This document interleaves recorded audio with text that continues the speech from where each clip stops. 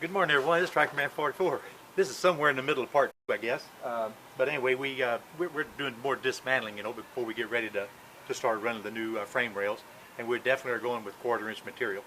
We probably could have used 3/16, but quarter-inch was available, and it was the right price. So I know we're kind of decreasing the capacity of the trailer by adding that weight, but we've already increased the physical size of the material in the gooseneck, so we've lost a little bit of weight capacity there. I think that total only 200 pounds, so I'm thinking it's probably going to add, the difference in material is probably going to be 75 to 125 pounds without looking in the book. I don't know, but it's going to be acceptable. But we found another surprise. Let me show you the other surprise. What you're looking at here is the jack, and where the jack actually mounts across the front cross member. Well, the front cross member unfortunately is bowed too, and along with that bow, it split the weld on that jack. So this front cross member, unbeknownst to us, is going to definitely have to be replaced at the same time. Now, I think I remember in one of the descriptions or something I was talking about the catch-22 that we're experiencing. That catch-22 being the fact that we're building the trailer back a little bit heavier, and unfortunately we're detracting from the trailer's capacity to carry the additional weight due to the heaviness that we're creating into it. Simply because the trailer is limited to the 5,000 pound axles, or the weight rating of the axles, and we're adding another 150 or so pounds to the already heavier trailer frame that we built, or the heavier portion of the trailer that we rebuilt whenever the gooseneck tore up. So we've actually decreased the trailer's capacity at the same time that we've increased its capacity to carry a heavier load.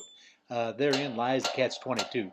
But it doesn't really matter a whole lot. The worst thing we'd have to do was be to eventually scrap out these lighter axles and put in a set of 6,000 pound axles, or 7,000 pound axles, I mean, something of that nature. But I don't foresee that happening yet.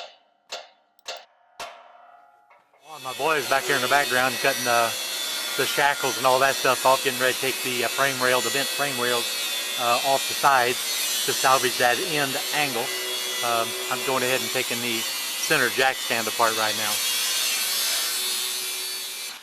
Now, believe me, it would have been one heck of a lot simpler to take the cutting torch and blow this jack off of the front of this doggone cross member. But that's a thin tube, and I didn't want to do any excessive damage, blow any holes in it unnecessarily that I was going to have to fix. So it kind of took a little extra time, but we went ahead and cut that out with those razor blades just to minimize the damage. We got enough stuff to repair as it is. We don't need to put any additional give ourselves any additional work. It is a pain getting that jack off of there, though. Let me tell you, it is not fun.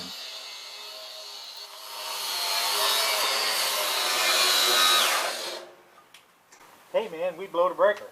Dang, how bad? Let stuff running, man. Oh, The fan did it. So we had that technical difficulty there. We blew the breaker, but it wasn't no big deal. I think it was a GFCI on the outlet that we had there, because we had a couple of those grinders going, and also a pretty good size 110 volt fan. We got blowing the smoke away, and of course it's kind of warm out here today, so it kind of we just kind of overloaded it for just a little while. No big deal. Wasn't nothing. Just resetting the breaker didn't take care of. At any rate, back to knocking this thing apart. So there we got the jack disconnected. I got to get the rest of the cross member cut off of the gooseneck uprights. We've got the 6x6 that the hydraulic cylinder boss is welded to. We've got that removed, as well as the toolbox. The toolbox that has the hydraulic pump, the battery, and all that stuff for raising and lowering. And of course, my son is over there on the bench vise working on cleaning up all the shackle mounts for the frame. So now, on to getting off the rest of the front cross member. Yeah, I probably said a couple of times in the past somewhere in one of the videos, but we're taking our time and gently taking this stuff apart. Even though beating on it with a hammer and a chisel and stuff don't look too gentle, it really is, because we don't want to damage any more things than what's necessary, because we're reusing a lot of the material, or at least we thought we were at first. But what it boiled down to, and you'll see by the end of this video, that we ended up pretty much scrapping everything except for the one good axle, the springs, the very rear angle that the dump bed actually pivots on, and of course the redone gooseneck that I'm actually working on right here at this particular point. But those welds, sometimes they break off pretty good. You know, you can grind, you know, like one side off, maybe the top or the bottom, and usually run a chisel in there, and they pop out pretty quick and easy sometimes. But then again, other times they do not, and you can see how aggravating some of this stuff can be.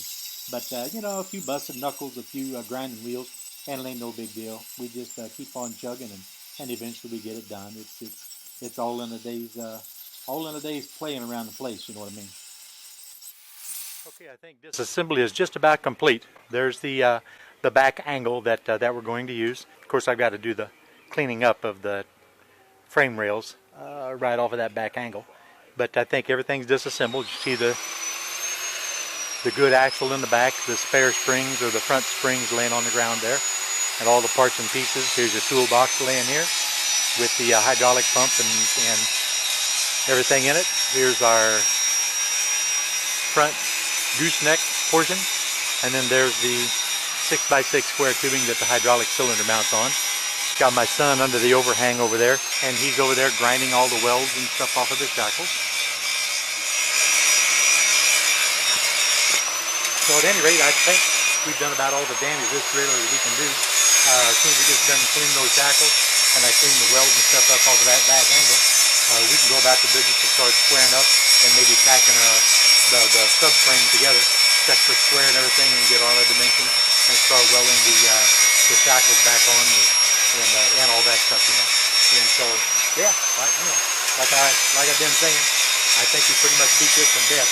Matter of fact, it looks pretty doggone dead to me. But hey man, this Trackman Part 4, and I'm out of here. Stay tuned. Part 4, 5, and 6 is in the works. We're in the editing line right now as we speak.